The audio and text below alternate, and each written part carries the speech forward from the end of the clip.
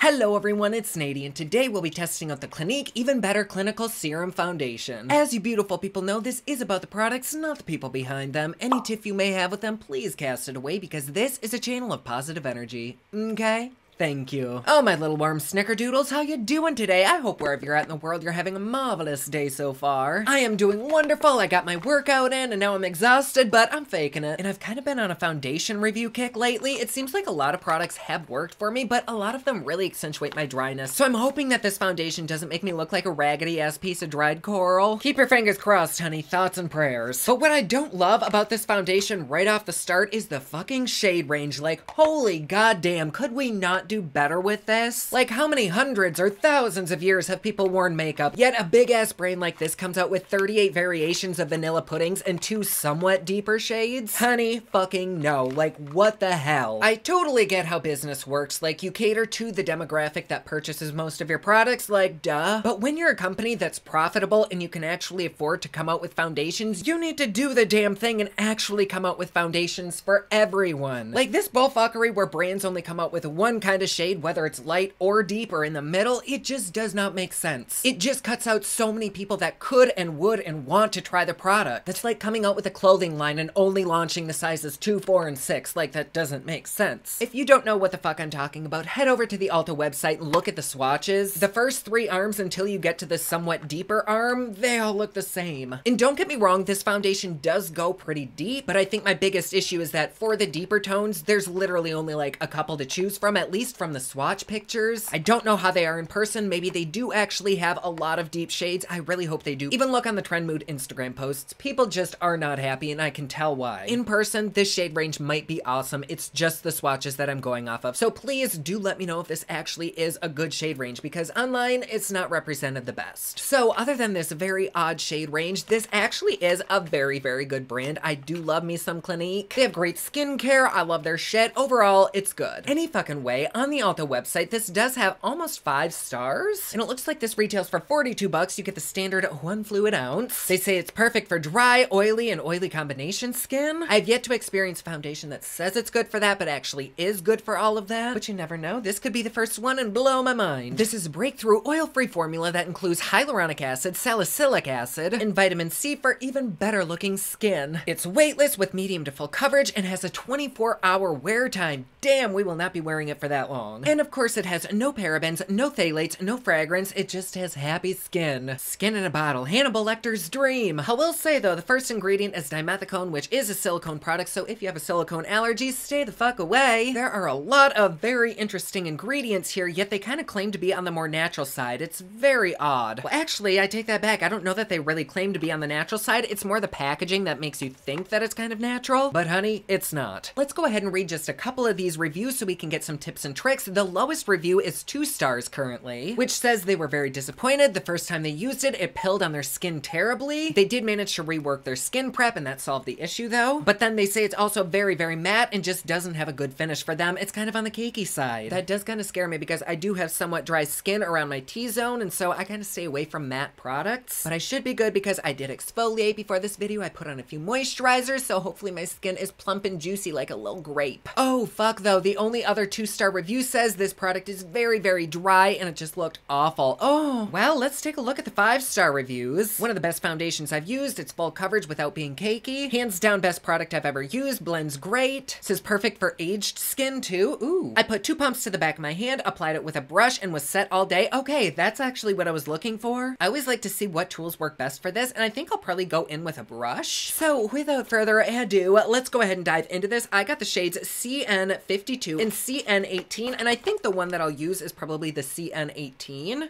Oh, god damn. Oh, fuck. Also, comment a thumbs up emoji if you think these look like a butt plug. For 42 fucking dollars, these better be multifunctional. And I do want to mention that these do have SPF, which typically means serious flashbacks, so if you're using these around film or photography, probably don't. Oh, fuck. This isn't one that you have to apply like every 2 hours, is it? Because does anybody actually do that? Apply liberally 15 minutes before sun exposure. Reapply at least every 2 hours. No, not doing that. And oh my gosh, that is adorable. I kind of like the packaging. It reminds me of like a hand soap dispenser at the doctor's office. Let me see if she has a smell to her. No, it is indeed fragrance free. We love that. But let's dive right in. To prime my face today, I'm gonna go in with the Mercier Hydrating Face Primer. Oh god, now I can't get this back open. My hands are slimy.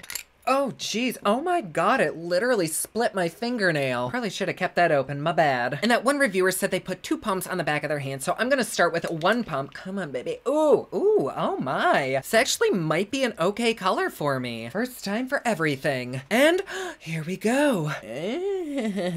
Oh, it might be a little bit light for me, but I actually don't mind. However, when it's blended out, it's kind of perfect. Wow. Okay, well, give me a half a second to stipple this shit in.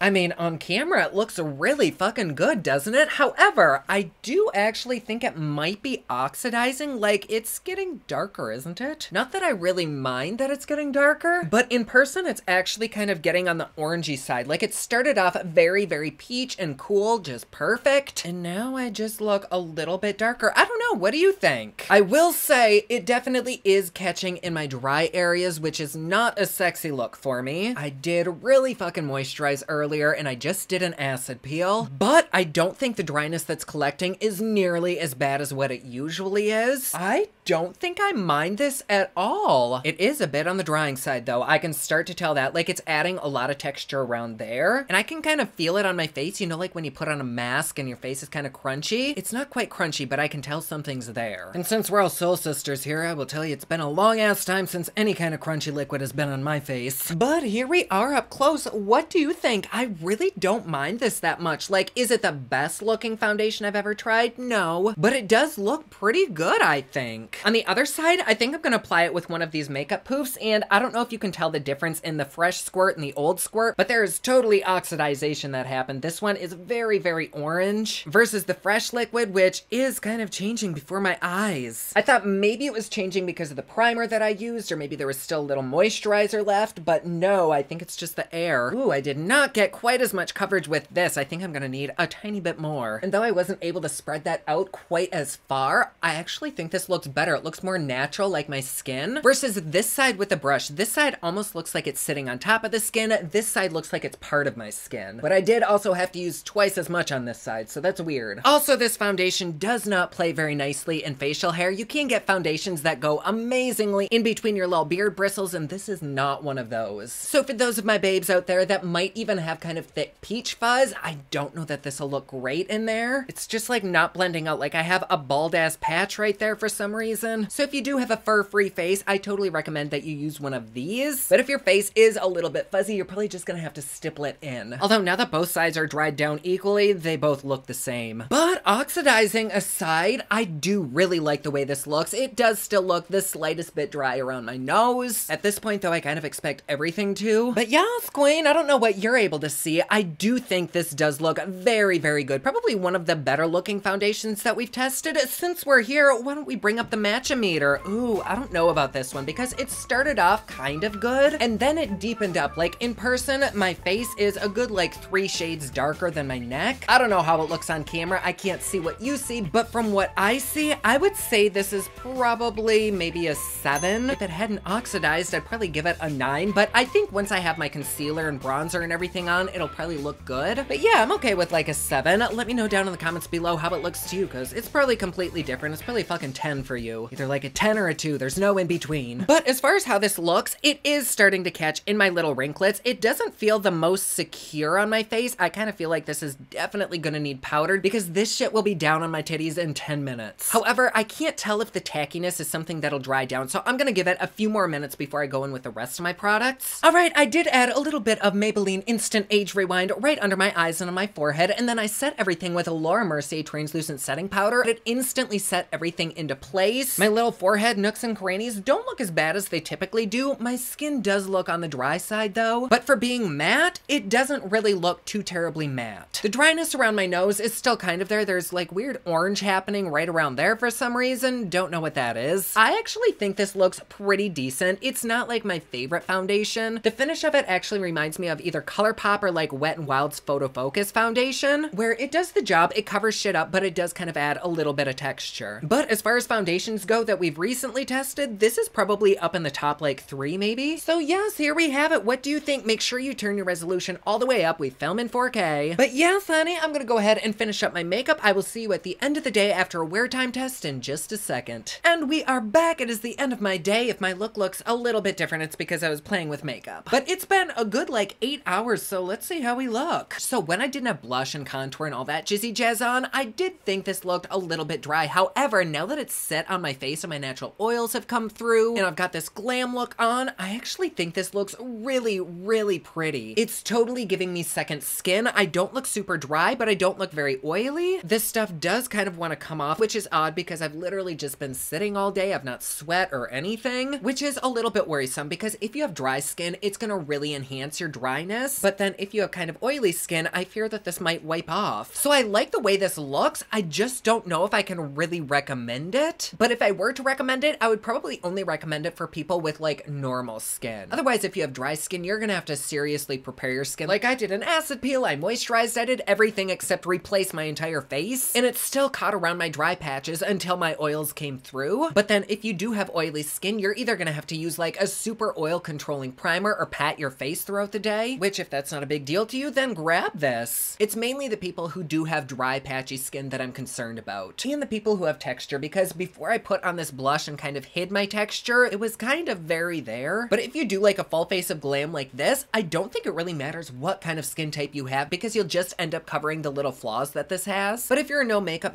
kind of person and you have drier skin, I don't love this for you. But this is probably a foundation that I'll probably pick up again, even though it did oxidize. Like what the fuck was up with that? But after all my concealer and that shit's on, it's not like too noticeable that it oxidized, is it? I don't know. Do I like this foundation? I do. Is it perfect? No. Do I think this is worth the price? I don't know. Maybe, yeah. Now that it's like worn on my face, it looks really, really good. And after like 8 hours, I think it's worth the price. But like initially, I don't. Like this foundation legit does get better with age. It's like cheese and me. So if this foundation does work for you, then yeah, I do think it's worth the price. But if you have the drier skin, no. But anyways, there you go. Thank you so much for being here. I love having you. And if you'd like to support me and my channel a little bit more, please feel free to join us over on Patreon. It's patreon.com/poplux. There you get videos a day early, you get Patreon only content, plus best part, it is cheap, fun, and fancy just like me. And like always, please be sure to subscribe and hit that notification bell down below so that you're notified anytime I upload a new video. Don't forget my newest collection of highlighters, including Black Ice, which does change from black to white, is available at thepoplux.com. Also, my latest album, Kiss of Fame, is available everywhere online that music is sold. Thank you so much to everyone who's supporting them. Comment down below, let me know what you thought of this video. Don't forget to like and subscribe. You can follow me on Snapchat, Instagram, and Twitter at officialnady, and you can follow me online at thepoplux.com. Thank you so much for watching. I love you all, and I will see you again soon. Bye.